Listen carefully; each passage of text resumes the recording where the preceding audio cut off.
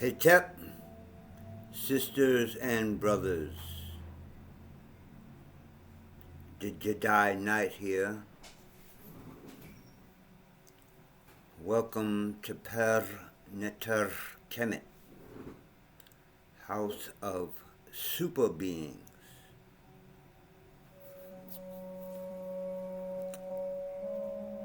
So on the last video, I explained and talked about the law of Uset. Now we are at the law of Geb. Geb is the earth. Now, I know most of you, or all of you even, are familiar with the earth being described as the mother. It doesn't change here. We would have to get into an explanation why they are using a male to describe the earth and all that type of stuff. But I'm not going to get into that now. In the system that I've developed of the tree of life, Geb is next to the last sphere of your rising.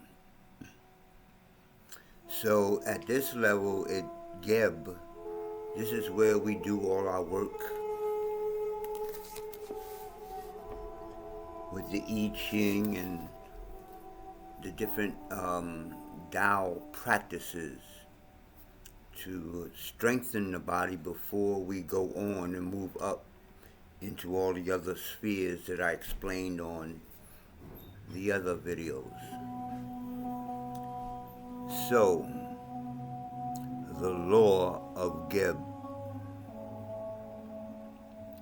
Know that from heaven you came, and to heaven you will return. Now, let me explain that.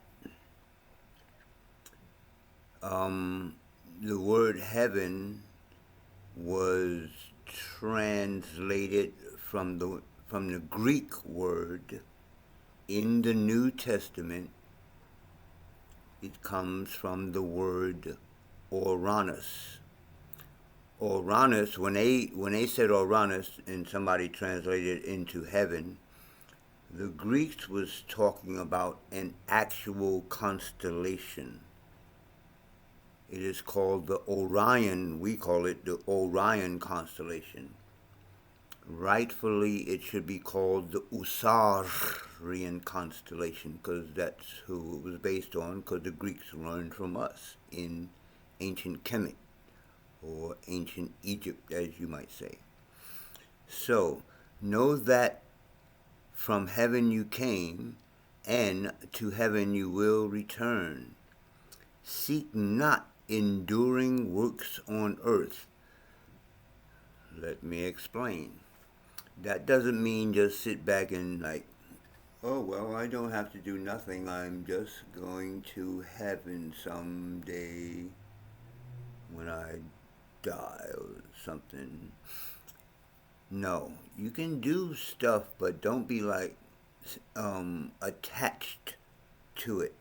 Don't be like, well, I've created a giant organization, and and after you go into the afterlife, you be like, you still attached to those things and that thing, etc.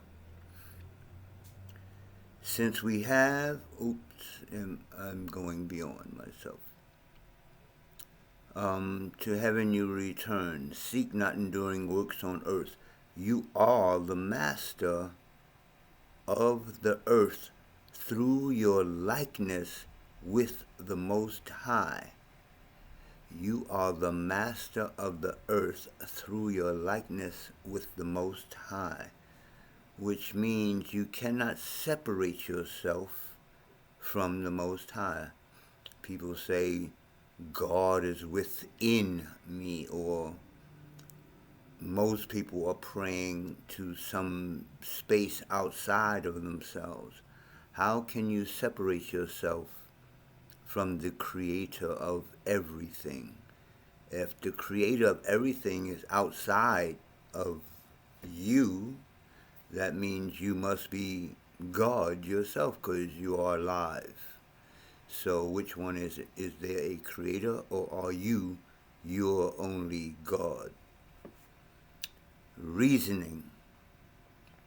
Our physical nature is totally amenable to reprogramming, since we have the laws and faculties to do so. Why not dedicate the use of our will to program desirable ends to our lives or in our lives? Peace, happiness, health, and prosperity. So, this is saying that you can program these things, you can change your mind. If things are going on in your life that you don't like, not what I say is wrong or no, like what you don't like, you can change. But you have to do the work. And that's where the earth part comes in. It takes work. You can't just lay in a bed and wait for Jesus to take you to work and wash you up and cook your food and keep waiting. Just lay there and wait and see if Jesus come do all that for you. You got to get up and do it yourself. You got to drive the car. You got to get on the train, the bus, whatever. You got to do it. So what I'm saying here, there are higher things that you can do where these things in life become a lot simpler. And that's about it. The earth level is pretty simple. At this level, like I said, it's development of self, of the physical self. And we have plenty of exercise. We have kung fu, we have yoga, we have self-healing, da-da-da-da-da. So you can pick one of those, and from there you move up into the rest of the spheres that I explained before. I have two more left that I added to the Tree of Life of Ra Nefer Amen. Before, when you come to this learning, you come as set. You're set in your ways. Look it up, set. And then I've also added C-Shot. C-Shot is, well, in our temple, she is the goddess or divinity. We don't believe in goddesses and stuff.